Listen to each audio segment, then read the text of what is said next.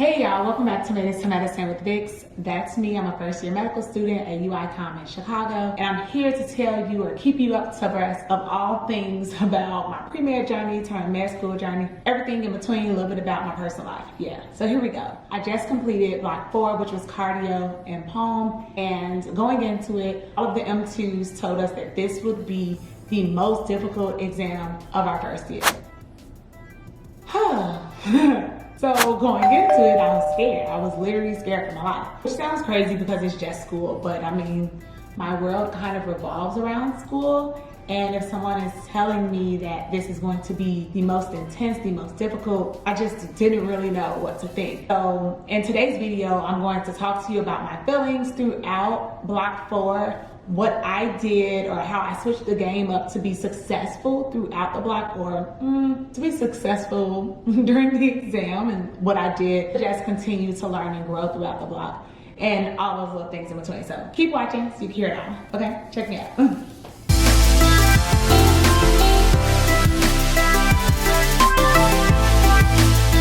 Block 4, the first week of the block, I want to say that we had 15 lectures in 1 week, which I think is crazy. Like, okay, the way my school split it up, block 4 was 8 weeks long, but the longest block of the first year by far. Well, I mean, not by far, because block 2 was 7 weeks, but the content was extremely dense. So they split it up where the first 4 weeks were cardio, the last 4 weeks were Pulm. But let me give you a little comparison of the two. For the Pulm part of the block, we had a lot of half days where the end of the day was protected study time. There were no doctoring classes, no advising courses, no health and illness and society classes. It was just us being able to study. So that meant more time to study with other people, more time for tutoring, things of that nature. Cardio, we started and we hit the ground running. I'm almost certain that like the first 2 days we covered maybe like 8 or 9 lectures. And I'm like, this is insane because I do not know what I just read. What was I reading? Do these words mean anything? Like, what is going on? I distinctly remember riding the train home after class one day, seeing a classmate, we were talking about like, how are you feeling about block 4 material so far? And she's like, it's hard. What about you? I'm like, girl, I'm depressed. Like, this is so stressful. It's literally stressing me out. And I felt like I couldn't do it. And it's really sad the way that if I'm struggling academically, the way it'll manifest in the rest of my life. I started lashing out on everyone who was close to me that I was actually speaking to in my life at that time. And they're looking at me like, what is going on with you? Like, all I asked was like, how's your day going? And here you go snapping. And it took a lot of self-reflection on my part to see, why am I behaving this way? And I probably should talk to someone about the way that I am behaving, because this is not okay. This is not normal. So my good friend was basically like, I think you should reach out to the resiliency center at school, specifically for medical students. It's therapy, not connected to the hospitals. It's not connected to your Epic chart or anything. So you can literally just talk about the stressors, the pressure of medical school without adding any other stressors to your life. So after I thought about it, because at first I'm like, well, I don't want to do that because you only get 6 sessions, and what's the point of starting 6 sessions and I have to start over with another therapist? Like, why do I want to keep starting over? But girl, if you're not finding the time, or if you don't have the time to look for a therapist who takes your insurance and all these things, and with the school it's free, like,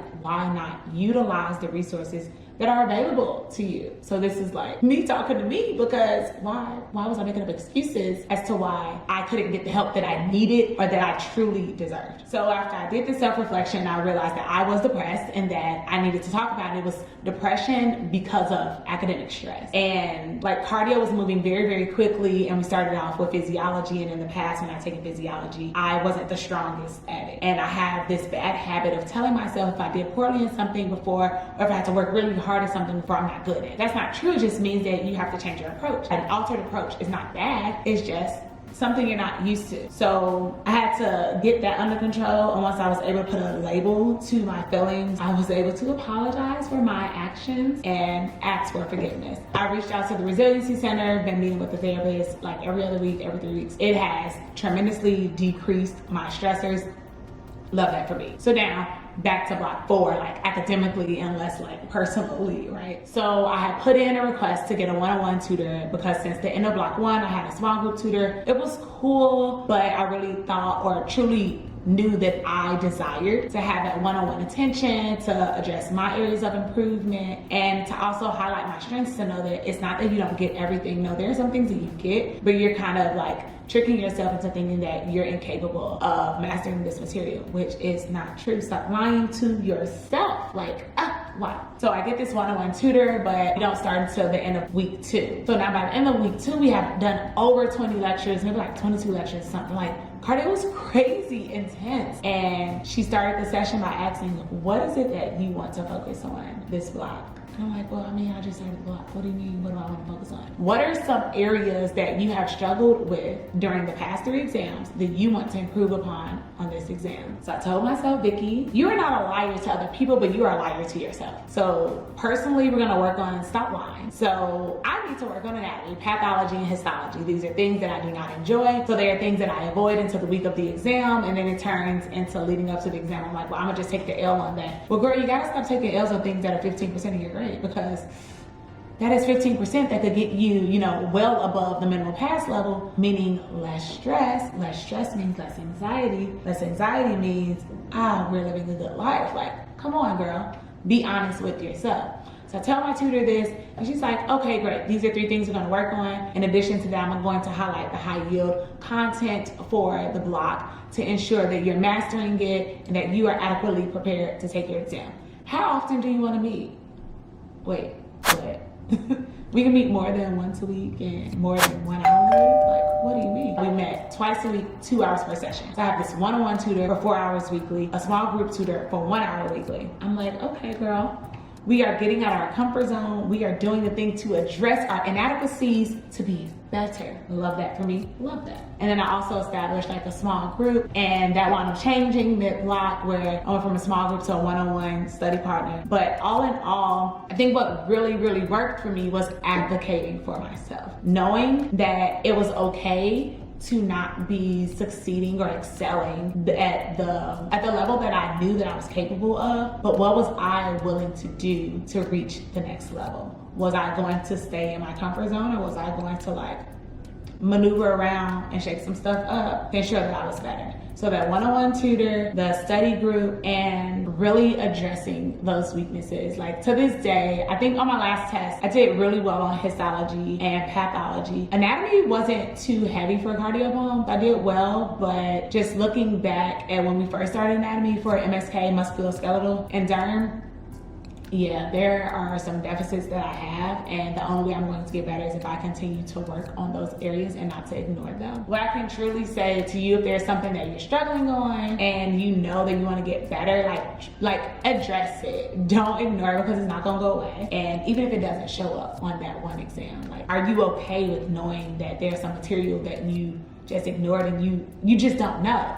For medical school is cumulative, and I'm going to have to take USMLE Step 1 come next March. Whew, less than a year from now. That is crazy, because we're already in May. Okay, one at a time, So, am I going to be okay with just saying I'm gonna take the L on anatomy? Well, girl, that's a lot of anatomy that you're gonna take the L on. So now I'm just starting to do things that I know that will be beneficial for my success. And I even was somewhat consistent with Anki. I mainly used it for pharmacology because it was really difficult for me to understand the drugs, and people were suggesting sketchy, but sketchy wasn't it for me for pharm. It was cool for micro, but for me, pharm videos were a little bit too long and too convoluted. And for the way that my attention span was set up, a 30-minute video talking about the alpha blockers, the beta blockers, and the alpha and beta agonists, that was just a little bit information overload. So I decided to watch that one video, and then I never went back. I mainly just used Anki for pharm and constant reinforcement. I did a lot of practice questions last block, from osmosis to AMBOSS to UWorld to class questions, and just bouncing questions off of my tutor or my study partner. I think that all of that was able to get me to the point where if you haven't watched last week's video, you need to do that, because it was the real-time reaction to testing anxiety and how I felt immediately after that exam. But I scored well above the minimum pass level, and that gave me the confidence that I need during this final block of my first year of medical school. Final block, y'all. I just started, but now I'm here. Like, where do we go? The days are long, the years are fast. Like, all the things. But I needed that confidence going into my final block of my first year to know that I will do it. Like, I got this, and there's nothing or no one who could tell me otherwise. Anyway, those are my real thoughts on cardio Pulm. Although it was very challenging, I really thoroughly enjoyed the content. I previously worked as a clinical research coordinator in the pulmonary department, and I'm not too sure. Matter of fact, I did not understand the mechanism of action behind any of the things that we were doing. I was just doing as what I was told, but so it was cool to learn the background of the material, because I'm like, oh wow, like we're always talking about asbestos, but not knowing that that's a pneumoconiosis, or like there are certain things that are prevalent in Black women, and as a Black woman, this is something that I really wanted to know about, like sarcoidosis. And it's so cool to see how much I've learned, and I love that for me. So basically, these are my reflections, and I want y'all to tell me how school is going for you, how life is going for you, down in the comments. Like, just interact, engage with me, and let me know what else you'd like to hear from me as I'm starting to close out my first year. I do have a content calendar that there are like some topics that people have talked about under some other posts, but if there's anything else that you like to hear me speak on, or any other like day in the life video that you'd like to see, just let me know down below. But until next time, I'll see y'all next week. Bye.